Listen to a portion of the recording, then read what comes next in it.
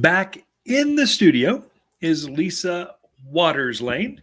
She comes each week and just shares her garden insight, her thoughts. What has she been meditating on throughout the week Deep thoughts. that we can share over the airwaves that is uniquely from your perspective. And so gardeners, you talk to any gardener, they've got 10 different ways, thoughts at any given time on gardening.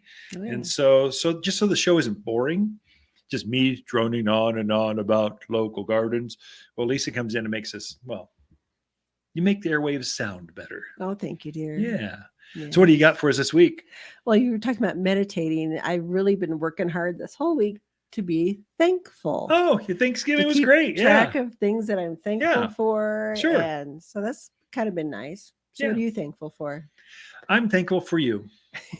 God's truly blessed us. I was thinking the other day, earlier in the week, I went, sharing COVID stuff, this new law coming in, anyone over 100 employees, which isn't us, but anyone.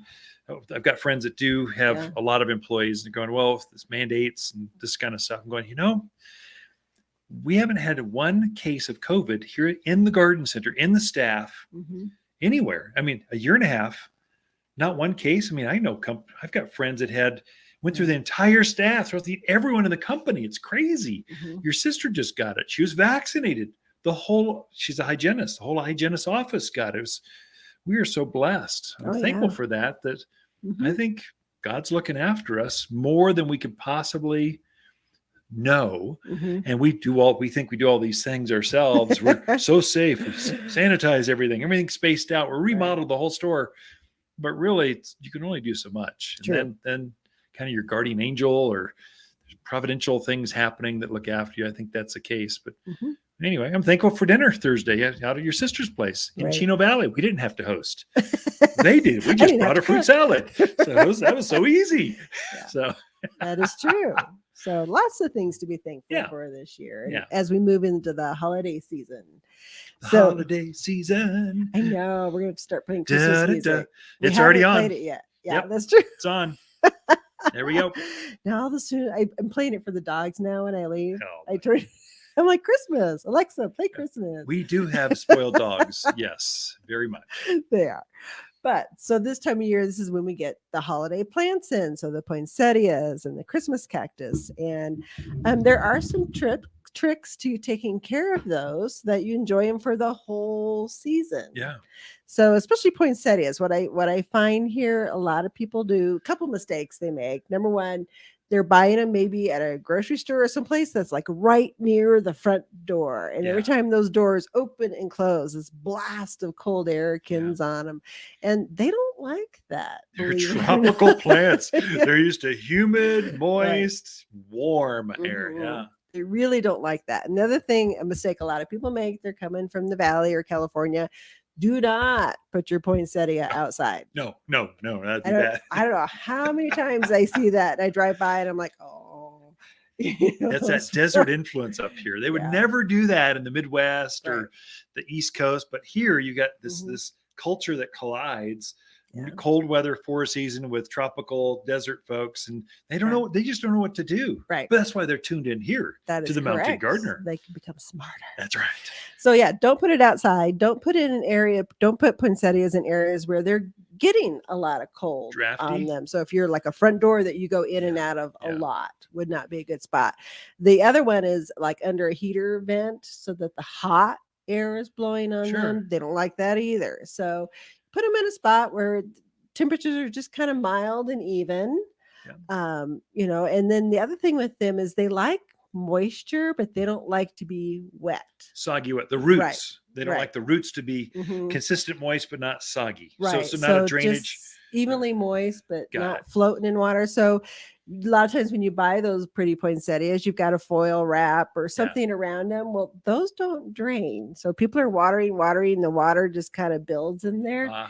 They do not like that. And the centers will start just kind of falling out of them and leaves will drop off. So just something to be careful of for those guys. So take them out of that foil. When you water them in the sink or something. When they're fine, when they're done dripping, put them back in the pretty sleeve, or the festive bow and stuff. Or whatever you've got.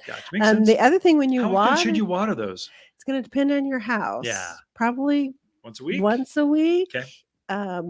The other thing is when you do water them with tepid to lukewarm water. Don't use that cold water right out of your sink. Gotcha. They're not real happy with it. Yeah.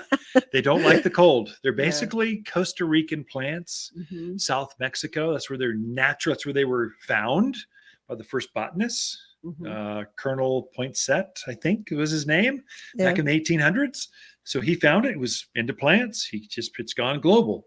And so think in terms of Costa Rica and you're okay. You go out with your swimsuit, soak your feet in a nice coral beach. They'll be happy too. Right. So a lot of pretty colors this year. We've got the white, we've got pink, we've got country quilt, which is kind of a red and white blotch. It's really a pretty plant. And then an ice one, which is kind of a red, white variegated, just really that's pretty. Wow, yeah. That's unusual. So some nice ones. So they're in now. So you got them right there on the floor. We got them. And we'll have red through the season, but some of those unusual, different, you can't find them anywhere. Those go fast. Those will go fast. And once you're out, you can't get more. The crop is just gone. Yeah. Right. So get in early, shop early, and enjoy your plants through the holidays. The other one is the Christmas cactus. So that's another one people love to give as gifts, or they're buying one for themselves because, great grandma Betty had one and they want to start the tradition, and they're getting those we have a lot of different colors of those, some really pretty striking ones, red and white variegated, some really pretty pinks and oranges and greens and whites. Wow. All different colors on those. So definitely come in and check those out because those do go really fast. But there again, they don't, even though they Christmas cactus, they're not really a true cactus. Don't put it outside. No. Don't put it in a hot window where the heat's going to come in on it and burn it. And the other thing with those, if you keep them too wet, they will drop every blossom they have.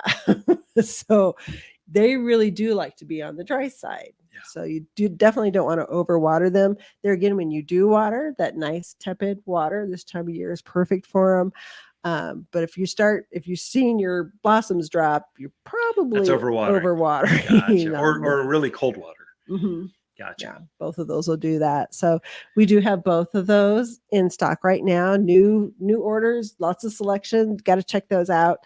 A lot of people will bring in herbs, to decorate with, or they're cooking with through the holidays. Like lavenders and rosemaries? Rosemaries, oreganos, thyme. A lot of times you see them in the little tree form. Yeah. Where they've kind of topiaried them, made little trees out of them, which is kind of fun. It's a great thing to do, great way to decorate. But those guys don't overwater. People love to water things inside their house, I've noticed. So you just have to be really careful that you're not keeping things too wet. Once a week? Once every 10, 14 days? Kind of depends. What you have now is the heater is on. Right. So the heater dries the air out inside your house, warms it up, but it dries it out. So if it's in a drafty area where it's getting a lot of blowing, it can dry out faster. You'll see pockets. It's a different watering this time of year, just because the windows have closed up and the heater's going like crazy. And so that dries plants out differently than, let's say, it would in spring or the best summer. way to handle that? No.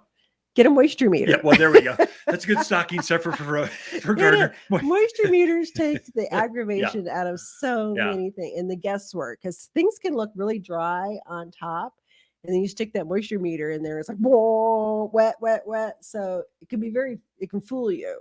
So moisture meter just takes the guess out, and you don't have. I think it puts the joy in, all for $14.99. It's just they don't cost very much they're very no more guesstimates. It's just very great. True, very true. So now is a great time everybody's decorating for Christmas now. We're past Thanksgiving, so come in and check out the plants. So I had someone ask, they've been pent up demand for Christmas cactus. They're hard to find. It's a limited crop. You will have them for about 2 weeks, lots of color, every size, every shape, every color. And then towards Christmas, we run out of colors and size. You have less choice. And by the week prior to Christmas, they're gone. They're not going to be there. So that's one. The weird colors, grab them. The interesting, different, new, grab them early. Don't wait until I'm going to go shopping later and I'll come in and get one later. They won't be here. True. So anyway, thank you, Lisa. Great. The Christmas, how to take care of the holiday plants in your yard. in your house, not yard, in your house. Ken and Lisa Lain, the Mountain Gardeners. Be right back after this.